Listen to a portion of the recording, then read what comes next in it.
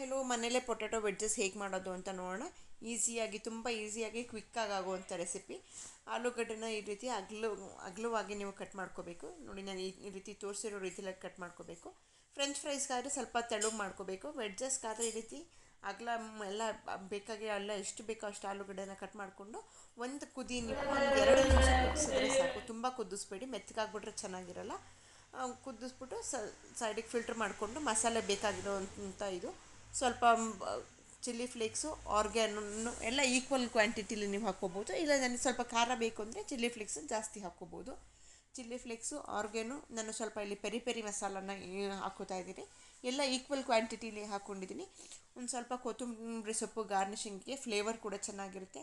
ಸ್ವಲ್ಪ ಬೆಳ್ಳುಳ್ಳಿ ಸಣ್ಣ ಮತ್ತು ರುಚಿಗೆ ತಕ್ಕಷ್ಟು ಉಪ್ಪು, ಇಷ್ಟನ್ನು ನಾನು ಚೆನ್ನಾಗಿ ಟಾಸ್ ಮಾಡ್ಕೋತೀನಿ. ಒಂದು ಚಮಚ ನೀವು ಎಣ್ಣೆ ಹಾಕ್ಕೋಬೇಕು. ಎಣ್ಣೆ ಹಾಕ್ಕೊಳೋದ್ರಿಂದ ಎಲ್ಲ ಮಸಾಲೆ ಚೆನ್ನಾಗಿ ಬೈಂಡ್ ಆಗುತ್ತೆ. ಹಾಗಾಗಿ ಜಸ್ಟ್ 1 ಸ್ಪೂನ್ ಎಣ್ಣೆ ಬೇಕಾದಷ್ಟು ನಮಗೆ. ಈಗ ನೆಕ್ಸ್ಟು ನಾವು ಬೇಯಿಸ್ಕೊಂಡಿರುವಂಥ ಒಂದೇ ಕುದಿ ಬೇಯಿಸ್ಕೊಂಡಿರುವಂಥ ಆಲೂಗಡ್ಡೆನ ಹಾಕ್ಕೋತಾ ಇದ್ದೀನಿ. ತುಂಬ ಬೇಯಿಸ್ಕೊಂಡ್ರೆ ಮೆತ್ತಗಾಗ್ಬಿಟ್ರೆ ಟಾಸ್ ಮಾಡೋಕ್ಕಾಗಲ್ಲ. ಒಂದು ಕುದಿ ಅಂದರೆ ಒಂದೇ ಕುದಿ ನೀವು ಹಾಕ್ಕೊಂಡು ಚೆನ್ನಾಗಿ ಅದನ್ನು ಮಿಕ್ಸ್ ಮಾಡಬೇಕು. ಎಲ್ಲ ಮಸಾಲೆ, ಕೊತ್ತಂಬರಿ ಸೊಪ್ಪು, ಬೆಳ್ಳುಳ್ಳಿ ಏನೇನು ಹಾಕಿದ್ದೀವಿ ಎಲ್ಲ ಆಲೂಗಡ್ಡೆಗೂ ಸ್ಪ್ರೆಡ್ ಆಗೋ ಈ ರೀತಿ ಚೆನ್ನಾಗಿ ನೀವು ಟಾಸ್ ಮಾಡ್ಕೋಬೇಕು.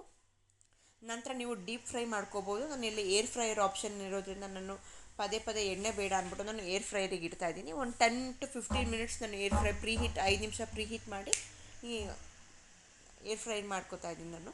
ಇಲ್ಲ ಏರ್ ಫ್ರೈ ಇಲ್ಲ ಅಂತಂದರೆ ಬೇಕ್ ಕೂಡ ಮಾಡ್ಕೋಬೋದು, ತೊಂದರೆ ಇಲ್ಲ. ಇಲ್ಲ ಡೀಪ್ ಫ್ರೈ ನಿಮ್ಮ ಚಾಯ್ಸ್. ನಾನು 10-15 ಮಿನಿಟ್ಸ್ ಏರ್ ಫ್ರೈಯರ್ ಇಟ್ಬಿಟ್ಟು ನೋಡಿ ಆಗಿದೆ.